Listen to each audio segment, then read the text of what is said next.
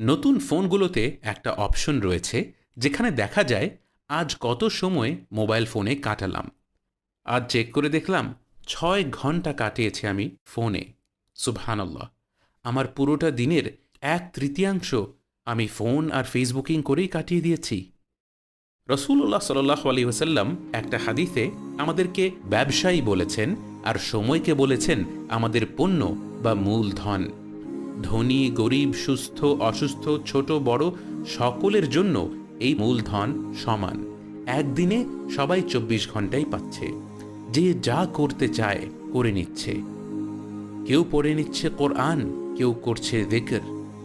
আর আমি ৬ ঘন্টা কাটিয়েছি অন্যের জীবনে কি হলো, কোন খেলায় কে জিতল সেটা দেখে।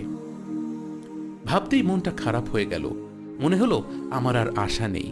কিন্তু তারপরেই মনে হলো আল্লাহ তো আর রহমান আর রহিম আল গফফার, তিনি তো বলেছেন তাকে ডাকলেই তিনি সাড়া দেবেন। যেই নফস আর ইবলিসের প্ররোচনায় আজ এই অবস্থা, তাদের আর জিততে দেওয়া যায় না। একটা কাজ করলে কেমন হয়, যতবার আমি ফোন আনলক করব ততবার হয় কোরআনের একটা আয়াত অর্থসহ পড়ব, অথবা আল্লাহর যিকির করব, যেমন সুবহানাল্লাহ, আলহামদুলিল্লাহ, আল্লাহু আকবার বা আস্তাগফিরুল্লাহ পড়ে।